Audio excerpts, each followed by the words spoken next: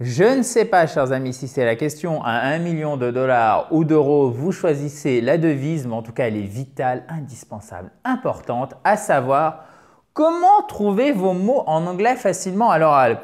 Et alors, c'est la partie numéro 2, puisqu'on a déjà avancé sur ce sujet hier. Je vous mets le lien de la fabuleuse première partie juste en dessous. Bon, elle est fabuleuse, hein, premier degré comme d'habitude, ok?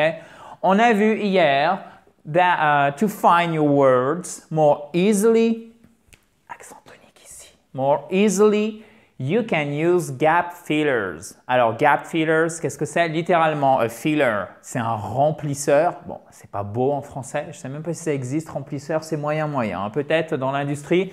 Mais en tout cas, gap, c'est le vide, ok?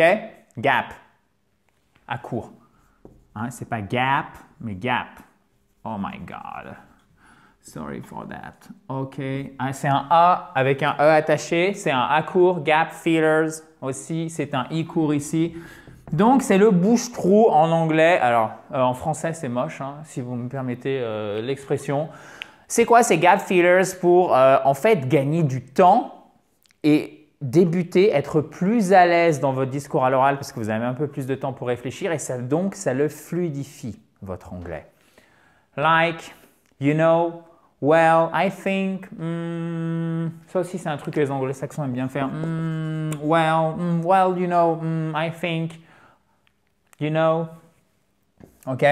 Hold on. Wait a second. Attends une seconde. Alors, you know, c'est pas you know. OK? Ne rigolez pas, mais tout le monde ne le sait pas. Il n'y a aucun problème là-dessus d'ailleurs. You know, le que. Le K, pardon, ne se prononce pas. On n'a pas le son que. OK, guys? Donc ça, c'est la première chose. But you could also use rhetorical questions. Alors, qu'est-ce que c'est? Rhetorical questions, ce sont des questions rhétoriques, faciles pour nous francophones, such as. Mais ce qui nous intéresse, en fait, c'est what are these rhetorical questions? So, for example, see what I mean? See what I mean? See what I mean? Do you see what I mean? Très souvent, en fait, vous aurez simplement, surtout à l'oral, dans un contexte assez informel, see what I mean? Vous n'aurez même pas le do you. Mais en bonne grammaire anglaise, on le met évidemment. C'est exactement comme si je vous disais en français, est-ce que tu vois ce que je veux dire versus, tu vois ce que je veux dire? See what I mean? Do you see what I mean? Est-ce que tu vois ce que je veux dire? Et on remonte. Pourquoi? Parce que c'est yes, no questions, ok? Let me put it this way. Je formulerai de cette façon. Let me put it this way. Littéralement, laisse-moi le mettre de cette façon. OK, guys? Et la dernière qui est à mon sens la plus idiomatique, et on finira sur quelque chose, ça, il faut vraiment que vous, au moins que vous le compreniez. Et franchement, moi, je l'apprendrai parce que vous allez voir, c'est super utile. I'm not sure I understand. Can you elaborate on this? Je ne suis pas sûr de comprendre. Est-ce que tu pourrais m'en dire plus? Alors, I'm not sure I understand. OK. I'm not sure I understand. I'm not sure that. Ici, il est sous-entendu, guys. OK. Je ne sais pas pourquoi j'ai pris le noir. Bon, on va dire que ça fait bien. En tout cas, j'espère que vous pouvez voir correctement. Parce que c'est d'ailleurs la seule chose qui m'intéresse concernant la couleur. I'm not sure I understand. Can you elaborate on this? Alors, to elaborate, ici c'est un A court, guys, hein, OK? Elaborate, I court, accent tonique. Elaborate on this. Littéralement, c'est est-ce que tu pourrais élaborer sur ce sujet? Est-ce que tu pourrais m'en dire plus? Est-ce que tu pourrais développer? Ici, j'ai choisi un tu deuxième personne du singulier. Mais vous l'avez compris, le you, hein, vous le savez, c'est à la fois un tutoiement et un vouvoiement. Donc là, je vous laisse traduire dans le contexte. À chaque fois, je ne vais pas mettre le tutoiement, le vouvoiement parce que sinon, ça va encombrer le tableau pour rien, alors que celui-ci, vous l'avez noté, est déjà bien rempli.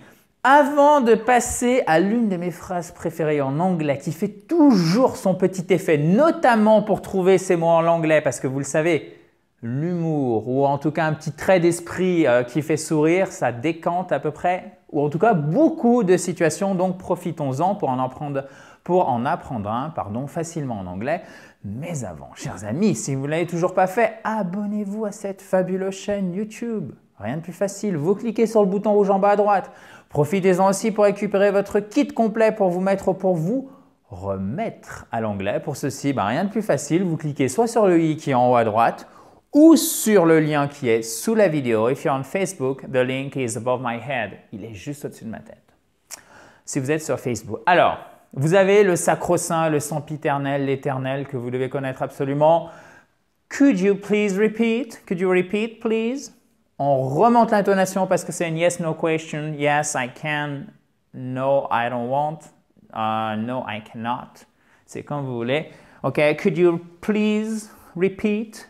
Please. Ilon. Please. Bah oui, on insiste. S'il vous plaît, please. Could you please repeat? OK, guys, on remonte l'intonation. Vous pourriez répéter, s'il vous plaît. Alors, petite astuce, franchement, qui marche à tous les coups. Par exemple, vous dites could you please repeat? I'm sorry, I'm just French. I don't understand everything. Ça marche à tous les coups pour faire sourire les gens. I'm just French. Je suis seulement français. Donc en plus, quand vous dites ça, vous faites preuve d'humilité, ce qui n'est vraiment pas le fort de mes chers compatriotes à l'étranger. Je pense que vous l'avez déjà remarqué si vous avez voyagé, rencontré des Français à l'étranger. Alors évidemment, il y a tout un tas de personnes très agréables et bien éduquées, mais parfois vous tombez, et c'est malheureusement non pas une généralité, mais quelque chose qu'on peut retrouver assez fréquemment chez les Français, une certaine forme d'arrogance ou peut-être un côté un peu hautain. Je ne sais pas si vous avez remarqué ça. Et du coup, les étrangers le savent, connaissent les Français aussi. Donc, si vous dites « I'm sorry, I'm just French », boum, vous redescendez d'un cran, c'est génial. C'est super facile en plus au niveau de la langue, franchement, rien de bien compliqué. « I'm sorry, I'm just French. Could you please repeat? Sorry guys. I'm sorry, I'm just French. Could you please repeat? » Voilà. Et après, petit trait d'humour, ça vous l'utilisez ou pas, c'est comme vous voulez. So I have to complain on a regular basis. I'm sorry, I'm just French. Je suis désolé, je suis simplement français. So I have to complain on a regular basis. Donc, je dois me plaindre régulièrement. Sous-entendu, il faut que je râle parce que je suis français. Ça aussi, à utiliser selon le contexte, mais généralement, ça fait sourire les gens. En tout cas, moi, ça me fait rigoler parce que si vous êtes français, il faut se l'avouer, on aime bien râler quand même. Peut-être pas vous, mais de manière générale, on aime bien râler. OK? Il y a toujours un truc qui ne va pas, même quand tout va bien. Et surtout quand tout va bien. I'm sorry, I'm just French, so I have to complain on a regular basis, you know. Complain, petite diphtongue. Et au passage, vous apprenez un mot hyper intéressant. Complain, to complain, se plaindre. Et oui, chers amis. On a regular basis. Là aussi, locution adverbiale, très utile. De manière régulière, régulièrement, fréquemment, habituellement, on a regular basis, sur une base, littéralement, régulière. Voilà. Bon, alors ça, c'est entre guillemets, des petites astuces qui ont l'air de rien, mais franchement, utilisez-les et vous verrez que les anglophones les mettent eux aussi dans leur discours. Ce n'est pas pour les étrangers qui veulent parler anglais correctement, c'est pour tout le monde. Donc, faites comme eux. Like, you know, well, I think, hold on a second.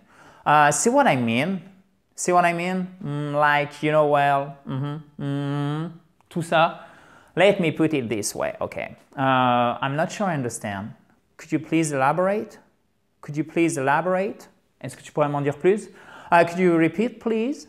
I'm sorry, I'm just French, so you know I have to complain on a regular basis. Exactly. So, guys, j'espère que ça vous sera utile. J'espère que ça vous aura fait aussi sourire parce que ça ne coûte rien et autant que ça soit le cas, d'ailleurs je pense que ça permet de retenir plus facilement les choses. Demain, on va passer à quelque chose de très intéressant aussi il me semble, en tout cas c'est vous qui me direz. D'ailleurs si vous avez aimé cette vidéo, vous pouvez la liker juste ici en gros pouce bleu et à côté vous avez le bouton rouge pour vous abonner à cette fabuleuse chaîne YouTube. Demain, je vais corriger le commentaire de, je crois que c'est le commentaire de Nathalie que j'ai eu dans le programme Parler anglais dans les 60 jours qui viennent. Et c'est extrêmement intéressant ce qu'elle a écrit en anglais, donc on va le reformuler ensemble. Et vous verrez, je suis sûr que, vous allez… Alors, Améliorez votre prononciation parce que vous le voyez, à chaque fois, on travaille bien la prononciation. Peut-être un peu moins sur cette vidéo, mais de manière générale, vraiment, je pousse sur la prononciation. Un peu au niveau vocabulaire, mais surtout, si vous avez du mal avec la structure des phrases complexes, c'est-à-dire où il y a au moins 2 verbes, au niveau de l'ordre des mots, comment arranger tout ça, là, vous allez faire des progrès, c'est sûr. Donc, je vous dis rendez-vous demain, chers amis. Talk to you tomorrow. Have a great day and don't forget. Like, you know well, I think, hold on. See what I mean? Let me put it this way. I'm just French, so I have to complain on a regular basis. Yeah, that's true. I'm from Paris, you know? Bye-bye!